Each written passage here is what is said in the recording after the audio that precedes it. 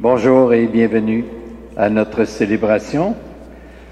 En ce 4e dimanche du Carême, nous avons la parabole du Père miséricordieux, celle qui nous apprend que l'amour inconditionnel de Dieu pour nous et également pour l'humanité qui est blessée. Et cette parabole nous appelle aussi à exercer à notre tour cette miséricorde envers nos frères et sœurs. Nous sommes donc rassemblés ce matin au nom du Père et du Fils et du Saint-Esprit.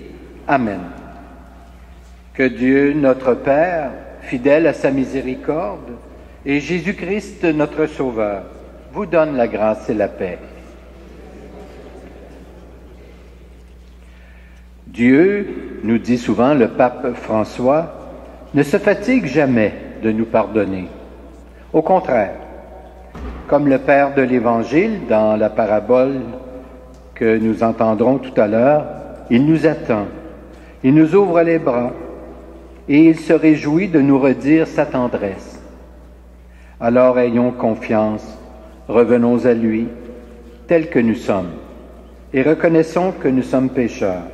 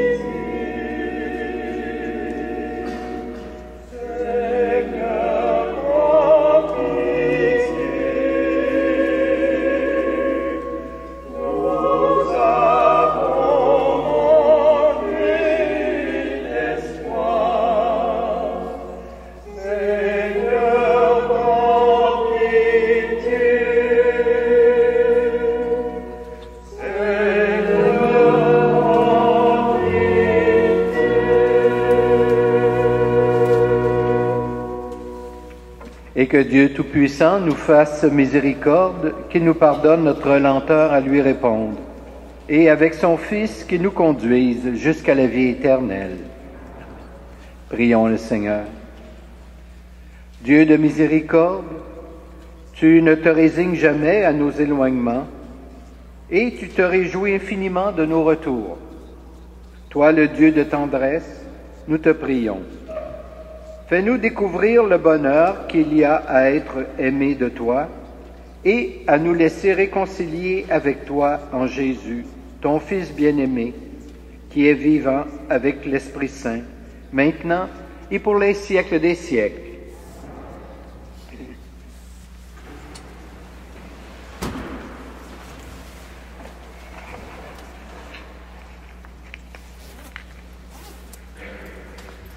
Première lecture du livre de Josué. Après le passage du Jourdain, les fils d'Israël campèrent à Gilgal. Ils célébrèrent la Pâque le 14e jour du mois, vers le soir, dans la plaine de Jéricho. Le lendemain de la Pâque, ils mangèrent les produits de cette terre, des pains sans levain et des épis grillés. À partir de ce jour, la manne cessa de tomber, puisqu'ils mangeaient les produits de la terre. Il n'y avait plus de manne pour les fils d'Israël, qui mangèrent cette année-là ce qu'ils récoltèrent sur la terre de Canaan. Parole du Seigneur.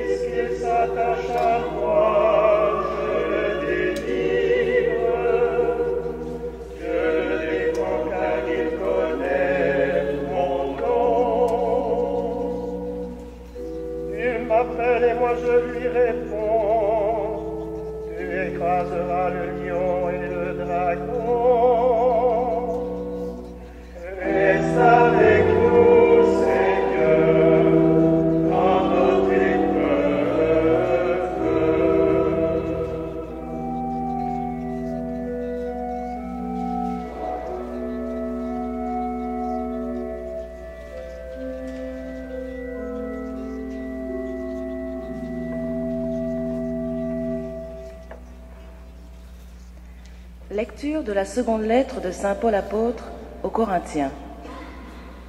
Frères et sœurs, si quelqu'un est en Jésus-Christ, il est une créature nouvelle. Le monde ancien s'en est allé, un monde nouveau est déjà né. Tout cela vient de Dieu. Il nous a réconciliés avec lui par le Christ et il nous a donné pour ministère de travailler à cette réconciliation. Car c'est bien Dieu qui, dans le Christ, réconciliait le monde avec lui. Il effaçait pour tous les hommes le compte de leurs péchés et il mettait dans notre bouche la parole de la réconciliation. Nous sommes donc les ambassadeurs du Christ et par nous, c'est Dieu lui-même qui, en fait, vous adresse un appel. Au nom du Christ, nous vous le demandons, laissez-vous réconcilier avec Dieu. Celui qui n'a pas connu le péché, Dieu l'a pour nous identifié au péché des hommes, afin que, grâce à lui, nous soyons identifiés à la justice de Dieu. Parole du Seigneur.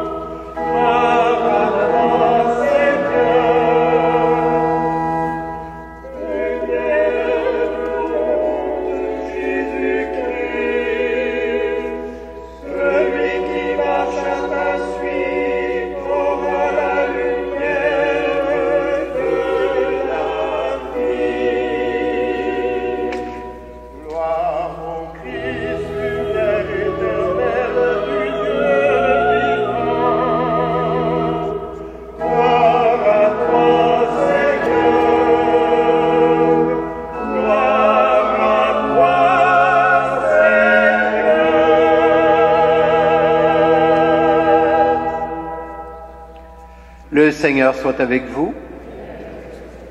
Voici maintenant la bonne nouvelle de Jésus-Christ selon saint Luc.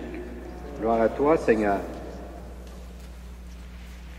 Les publicains et les pécheurs venaient tous à Jésus pour l'écouter. Les pharisiens et les scribes récriminaient contre lui. Cet homme fait bon accueil aux pécheurs et mange avec eux. Alors Jésus leur dit cette parabole. Un homme avait 2 fils. Le plus jeune dit à son père, « Père, donne-moi la part d'héritage qui me revient. » Et le père fit le partage de ses biens. Peu de jours après, le plus jeune rassembla tout ce qu'il avait et partit pour un pays lointain, où il gaspilla sa fortune en menant une vie de désordre. Quand il eut tout dépensé, une grande famine survint dans cette région, et il commença à se trouver dans la misère. Il alla s'embaucher chez un homme du pays, qui l'envoya dans ses champs garder les porcs. Il aurait bien voulu se remplir le ventre avec les gousses que mangeaient les porcs, mais personne ne lui donnait rien. Alors il réfléchit. Tant d'ouvriers chez mon père ont du pain en abondance, et moi, ici, je meurs de faim. Je vais retourner chez mon père, et je lui dirai, « Père, j'ai péché contre le ciel et contre toi. Je ne mérite plus d'être appelé ton fils. Prends-moi comme l'un de tes ouvriers. » Il partit donc pour aller chez son père. Comme il était encore loin, son père l'aperçut et fut saisi de pitié. Il courut se jeter à son cou et le couvrit de baisers. Le fils lui dit, « Père, j'ai péché contre le ciel et contre toi.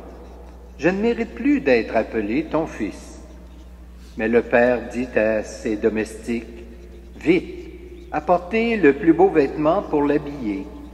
Mettez-lui une bague au doigt et des sandales aux pieds. Allez chercher le veau gras, tuez-le, mangeons et festoyons. Car mon fils que voilà était mort, et il est revenu à la vie. Il était perdu, et il est retrouvé. » Et ils commencèrent la fête. Le fils aîné était au champ. À son retour, quand il fut près de la maison, il entendit la musique et les danses. Appelant un des domestiques, il demanda ce qui se passait. Celui-ci répondit, « C'est ton frère qui est de retour. Et ton père a tué le veau gras, parce qu'il a vu revenir son fils en bonne santé. » Alors le fils aîné se mit en colère, et il refusait d'entrer. Son père, qui était sorti, le suppliait. Mais il répliqua, « Il y a tant d'années que je suis à ton service, sans avoir jamais désobéi à tes ordres, et jamais tu ne m'as donné un chevreau pour festoyer avec mes amis. Mais quand ton fils que voilà est arrivé, après avoir dépensé ton bien avec des filles, tu as fait tuer pour lui le veau gras. » Le père répondit, « Toi, mon enfant, tu es toujours avec moi, et tout ce qui est à moi est à toi.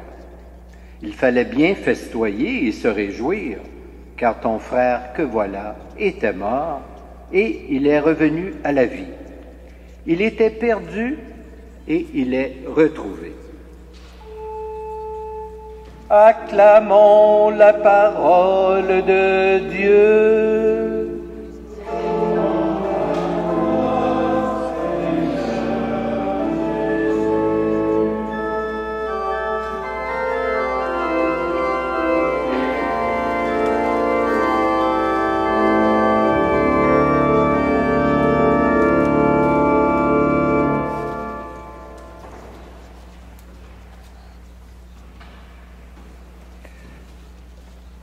Frères et sœurs, encore ce dimanche, Luc nous présente une parabole que le Seigneur a dite.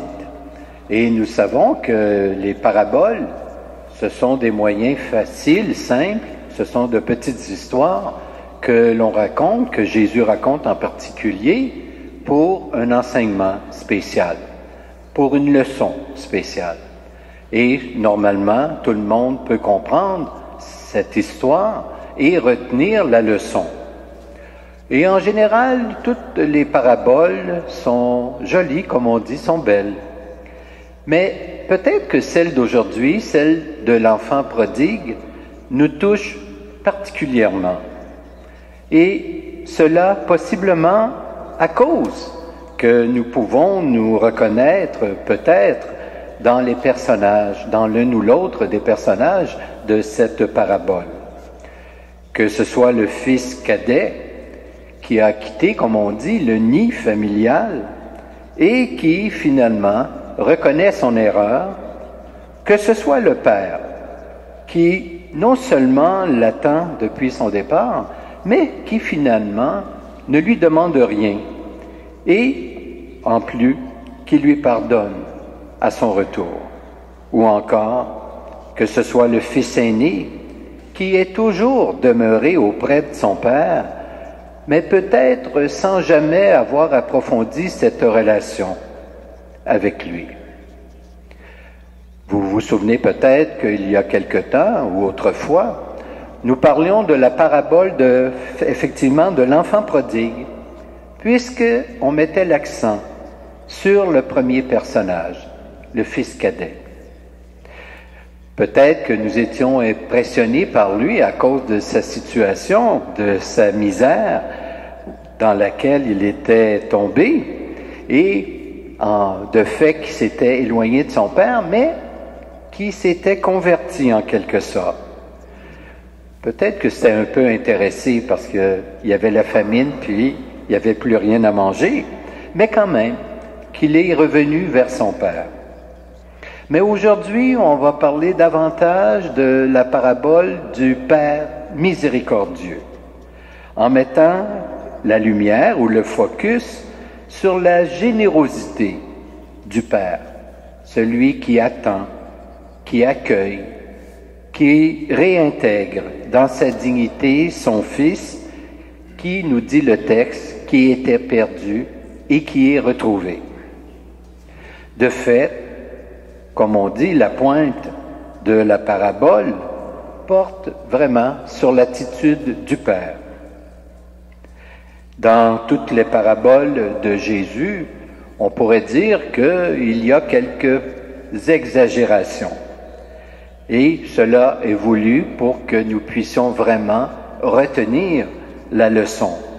Et cette exagération, ou ces exagérations ici, on retrouve ça dans la façon d'être et d'agir de ce Père.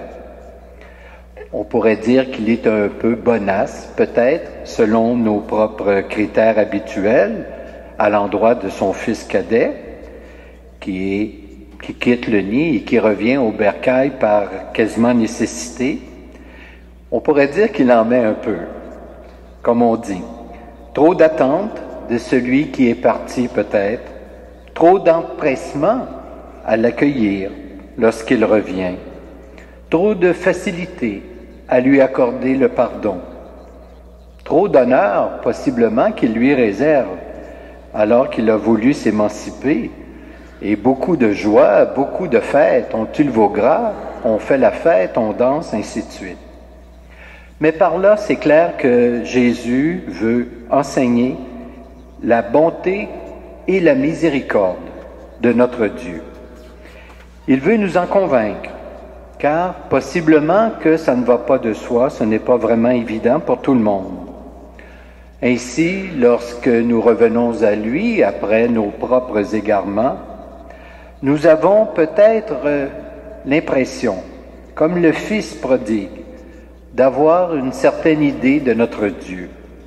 Vous savez que ce Fils, il revient et finalement, il demande d'être considéré comme l'un de ses ouvriers, alors que le Père va l'accueillir non pas comme l'un de ses ouvriers, mais bien comme fils. Donc, il le réintègre dans la famille comme tel. C'est ce qu'il fait pour nous lorsque nous sommes détournés de lui et que finalement nous revenons à lui.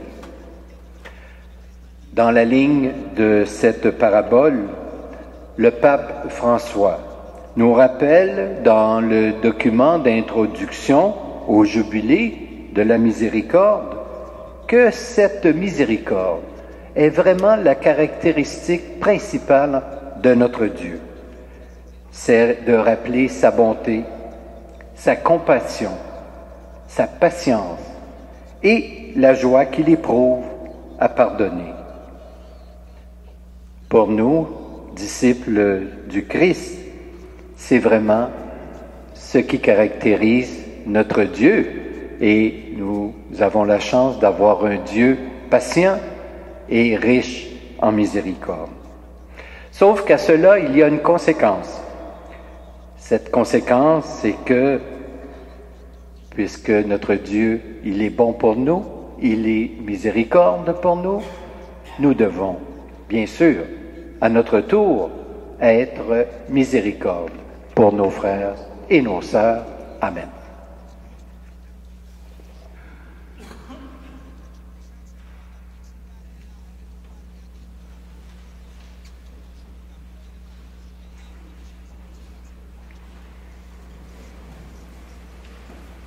Et maintenant, ensemble, chantons notre foi.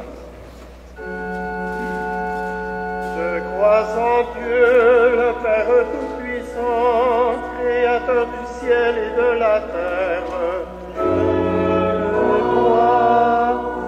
Je crois en Jésus-Christ, son Fils unique, notre Seigneur, qui a été conçu du Saint-Esprit, est né de la Vierge Marie.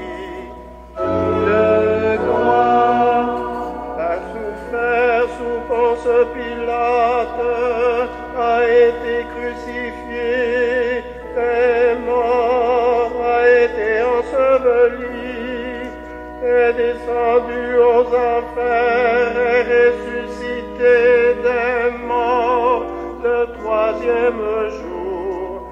Je crois, est monté aux cieux, est assis à la droite de Dieu, le Père Tout-Puissant, d'où il viendra juger les vivants et les morts. Je crois au Saint-Esprit. Je crois à la Sainte Église catholique, à la communion des saints, à la rémission des péchés, à la résurrection de la chair, à la vie éternelle. Je crois.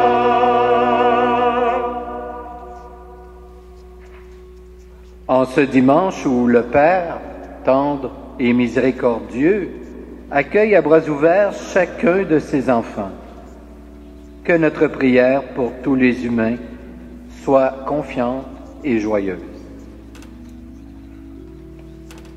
Pour que l'Église vive intensément cette année de la miséricorde et en cueille beaucoup de fruits pour tous les humains. Seigneur notre Dieu, nous te prions.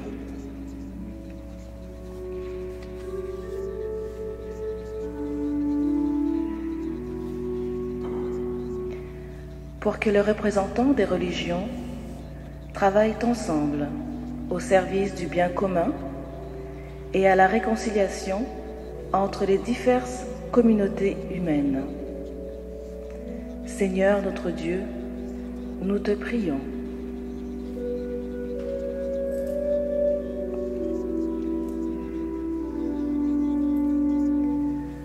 Pour que les visiteurs de prison sachent, dans le respect des victimes, faire découvrir la miséricorde et le pardon aux personnes incarcérées. Seigneur notre Dieu, nous te prions.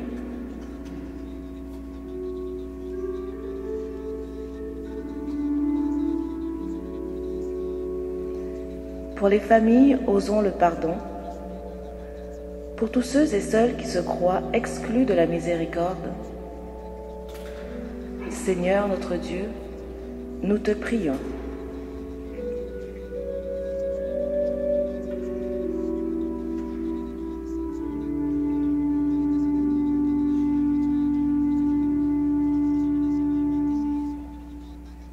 Seigneur notre Dieu, toi qui aimes avec joie, entends nos prières et donne à tous les humains ta grâce manifestée en Jésus, lui qui vit et règne avec toi en union avec l'Esprit Saint, maintenant et toujours pour les siècles des siècles.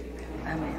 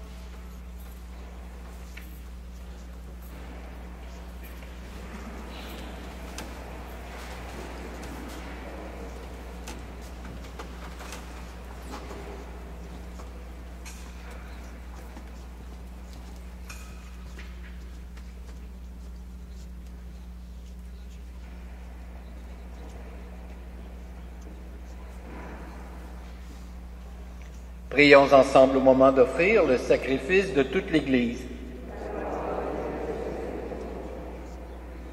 Seigneur, nous te présentons dans la joie le sacrifice qui sauve notre vie et nous te prions humblement.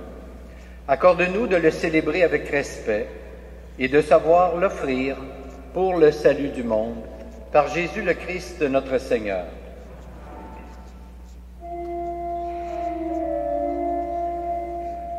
Le Seigneur soit avec vous.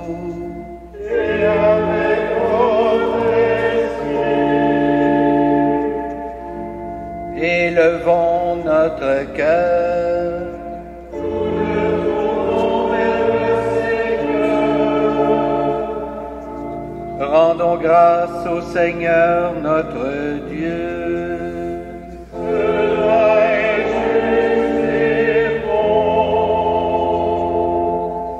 Vraiment, il est juste et bon de te rendre gloire, de t'offrir notre action de grâce, toujours et en tout lieu, à toi, Père très saint, Dieu éternel et tout-puissant, par le Christ notre Seigneur. Car chaque année, tu accordes aux chrétiens et chrétiennes de se préparer aux fêtes pascales dans la joie d'un cœur purifié, de sorte qu'en se donnant davantage à la prière, en témoignant plus d'amour pour le prochain, fidèles aux sacrements qui les ont fait renaître, ils soient comblés de la grâce que tu réserves à tes fils et à tes filles.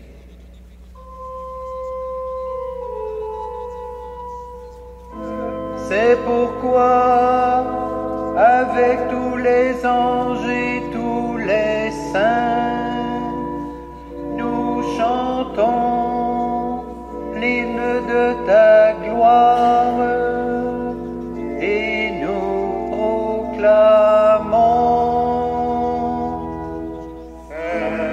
Saint,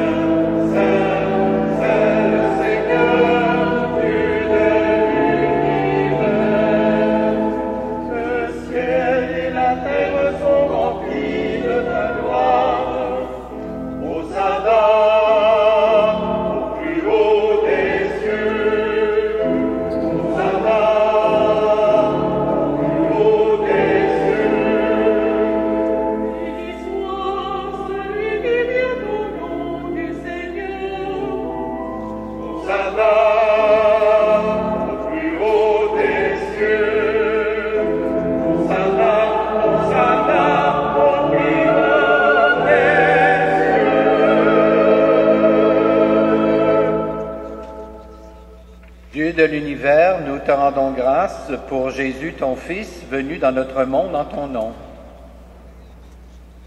Il est la parole qui sauve les humains. Il est la main que tu tends aux pécheurs. Il est le chemin par où nous arrive la véritable paix. Alors que nous étions loin de toi, Dieu notre Père, c'est par lui que tu nous as fait revenir. C'est lui, ton propre Fils, qui a été livré au pouvoir des hommes, afin que nous soyons par sa mort en paix avec toi et entre nous. Aussi pouvons-nous maintenant célébrer en reconnaissance le mystère de cette réconciliation qu'il nous a lui-même obtenue.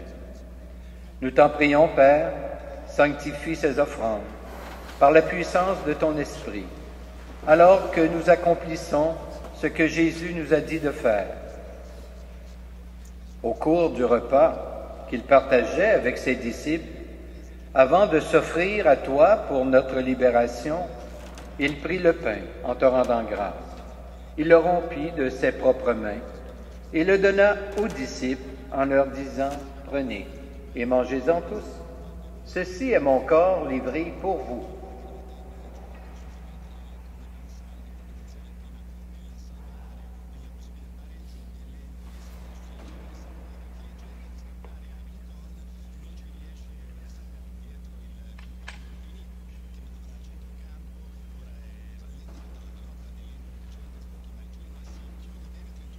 De la même façon, ce soir-là, tenant entre ses mains la coupe de bénédiction, il te rendit grâce pour ta miséricorde. Puis il donna la coupe à ses disciples en leur disant, « Prenez et buvez-en tous, car ceci est la coupe de mon sang, le sang de l'alliance nouvelle et éternelle, qui sera versé pour vous et pour la multitude en rémission des péchés. Vous ferez cela en mémoire de moi. »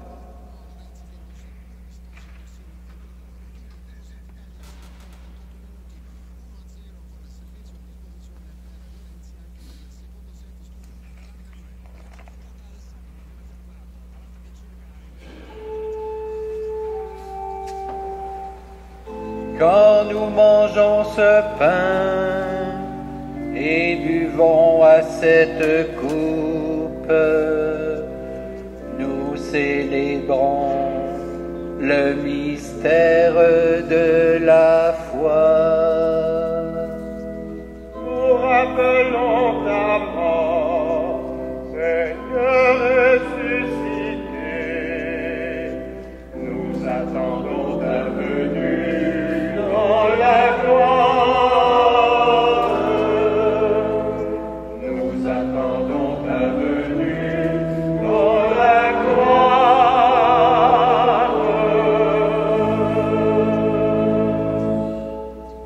Père très bon, ton Fils a laissé à ton Église ce mémorial de son amour.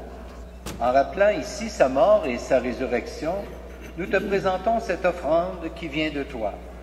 Le sacrifice qui nous rétablit dans ta grâce, accepte-nous aussi avec ton Fils bien-aimé. Donne-nous dans ce repas ton Esprit Saint, qu'il fasse disparaître les causes de nos divisions, qu'il nous établisse dans une charité plus grande, en communion avec le pape François, notre évêque Christian, le collège épiscopal et ton peuple tout entier. Fais de ton Église en ce monde le signe visible de l'unité et la servante de la paix.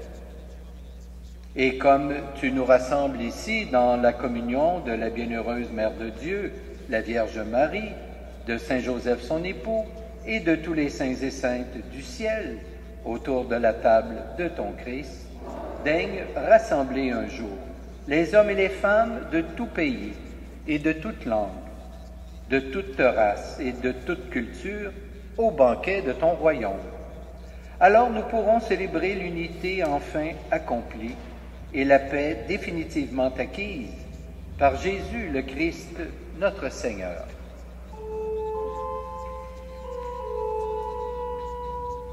Par lui, avec lui et en lui, à toi, Dieu le Père Tout-Puissant, dans l'unité du Saint-Esprit, tout honneur et toute gloire pour les siècles des siècles. Amen, Amen, Amen,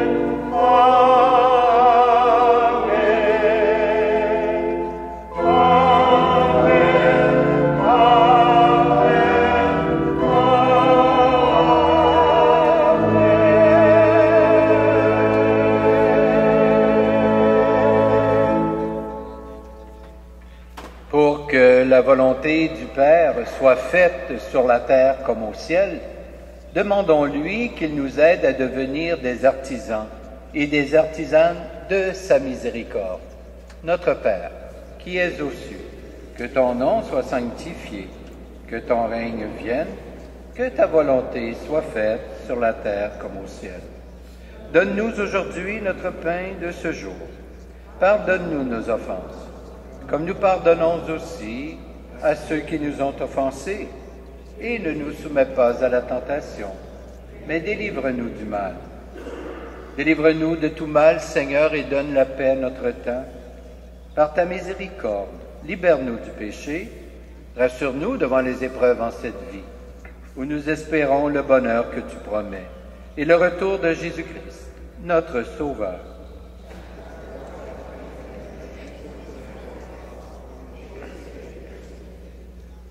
Seigneur Jésus-Christ, tu as dit à tes apôtres, « Je vous laisse la paix, je vous donne ma paix. Ne regarde pas nos péchés, mais plutôt la foi de ton Église. Et pour que ta volonté s'accomplisse, donne-lui toujours cette paix et conduis-la vers l'unité parfaite, toi qui règnes pour les siècles des siècles. Que la paix du Seigneur soit toujours avec vous. Échangeons un signe de cette paix entre nous.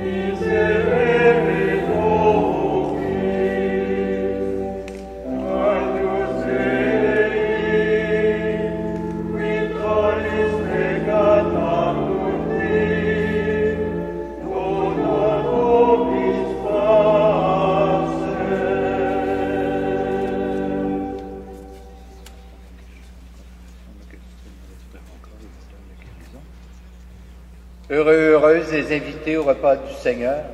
Voici l'agneau de Dieu qui enlève le péché du monde. Seigneur, je ne suis pas digne de te recevoir, mais dis seulement une parole et je serai guéri. Que le corps du Christ nous garde pour la vie éternelle.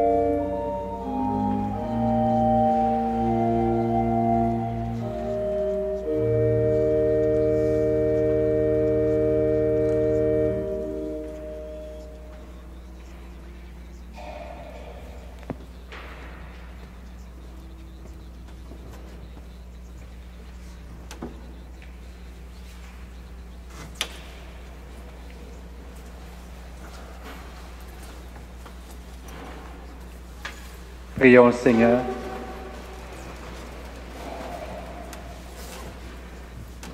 Dieu qui éclaire tout homme et toute femme venant dans ce monde, illumine nos cœurs par la clarté de ta grâce, afin que toutes nos pensées soient dignes de toi et notre amour de plus en plus sincère. Par Jésus le Christ, notre Seigneur. Amen. Je vous rappelle que la semaine prochaine, samedi, dimanche, nous aurons la quête pour développement et paix, donc le carême de partage. Alors, à la sortie de l'Église, vous serez sollicités et je vous en remercie à l'avance. Je remercie également le Quatuor qui nous accompagne chacun de ces dimanches. Je pense qu'on peut les applaudir. Merci.